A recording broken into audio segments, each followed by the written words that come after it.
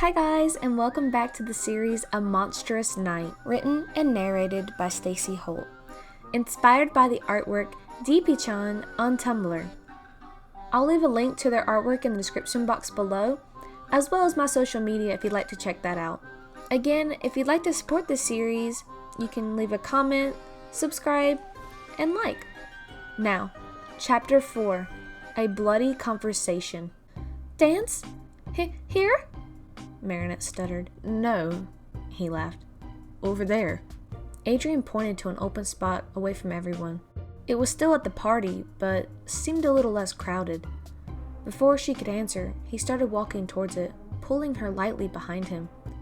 He stopped once he got there and looked down at her, able to hear one another better now that they weren't so close to the music.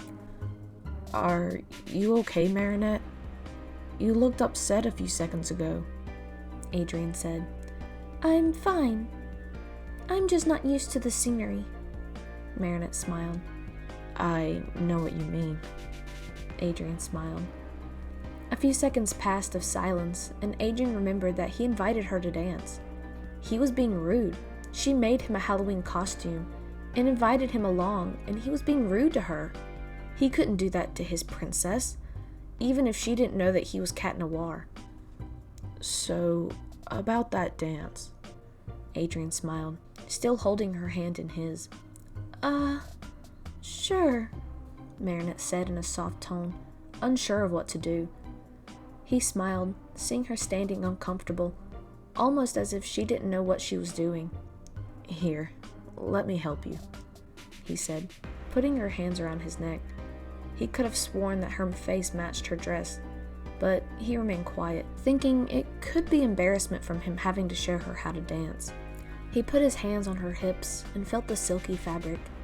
He felt her loosen up and rest her head on his shoulder after a few minutes, and did the same to her. Good. He was glad that she was starting to relax and enjoy tonight. The distant noise that was once distracting was now just background sound, almost like white noise. They blocked it out. Their only focus was on one another, and they enjoyed their company. All of a sudden, one of the most famous Halloween songs started blasting on the speakers, and Adrian felt Marinette's body flinch at the noise. Are you okay? He said, leaning out to look at her. Oh, yeah, I just, really love this song, Marinette said with a smile. Oh, okay, it wasn't a flinch.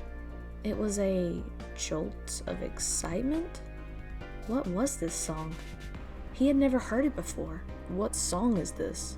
He asked, feeling a little awkward. Wait, you don't know this song? You were almost as uncultured as that alley cat, Marinette laughed teasingly, causing Adrian to laugh back. Yeah, well, Father doesn't let me see a lot of movies or songs and stuff, Adrian said. It's called This Is Halloween from the movie The Nightmare Before Christmas, Marinette smiled, seeing that he had never seen it before.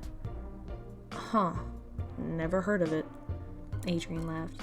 You really should. Marinette stopped mid-sentence when she saw something out of the corner of her eye. The light shifting back and forth they were doing stopped when Adrian saw her staring at something intently. What are you looking at? He said, turning his head. Their eyes focused on it now. Something was staring at them. Something not human. The fog coming out of the fog machines surrounding the stages made it hard for them to see clearly, but the noises and stance that the creature was making made it perfectly clear. Marinette, go run and hide, Adrian said, pushing her behind him to shield her. Adrian, what are you doing? Marinette said, panicked. The creature stepped forward. It seemed to have ears and a tail. Wait, it had a human body, too. What was going on?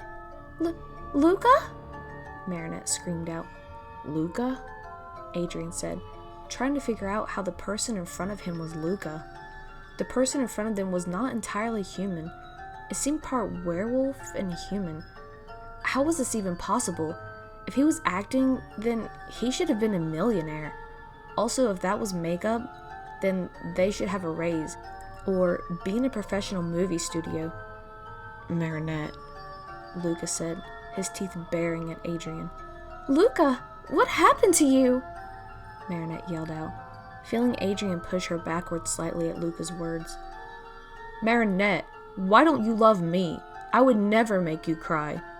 I will rip anyone who makes you cry to shreds, Luca yelled, getting worked up as he glared at Adrian. This was bad. How could he get him and Marinette out of this safely? He also needed to get somewhere to transform. It was obvious now that he was akumatized, but how? He was singing the entire time. Adrian's eyes widened as he saw another monster attack Luca. It looked like a gargoyle of some sort. Okay, Marinette, now that Luca is distracted, let's go find somewhere to hide, Adrian said, taking hold of her hand and starting to run, though she wouldn't budge. Was she frozen scared? Why wasn't she running? He turned to look at her, and her head was tilted down to the ground, and her eyes were closed, as if she were trying not to cry. All of a sudden, he saw her body being encased in some sort of purple mass. When it faded, though, she looked the exact same. Marinette, are you alright? Adrian said, feeling her grip tighten. She looked up at Adrian, and her eyes were a piercing red. Marinette smiled and pulled him toward her viciously, almost as if she didn't care for his well-being or not. Marinette, what are you doing? What happened? Adrian yelled. What was going on? Did Hawkmoth make more red butterflies? That couldn't be it. She would be completely red. He needed to get away. He needed to get away from Marinette before it was too late. Adrian, Marinette said.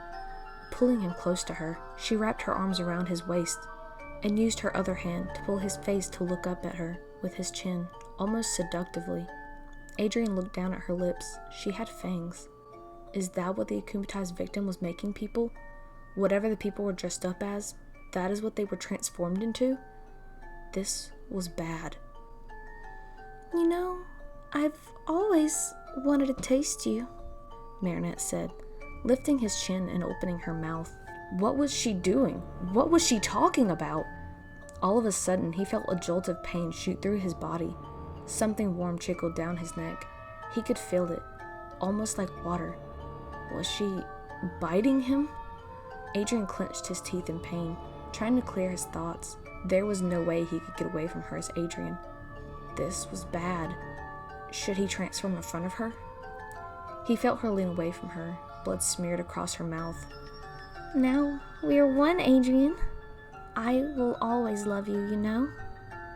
Marinette smiled, her fangs still glistening in the moonlight. If you love me, why not let me go? Adrian smiled. I can't do that.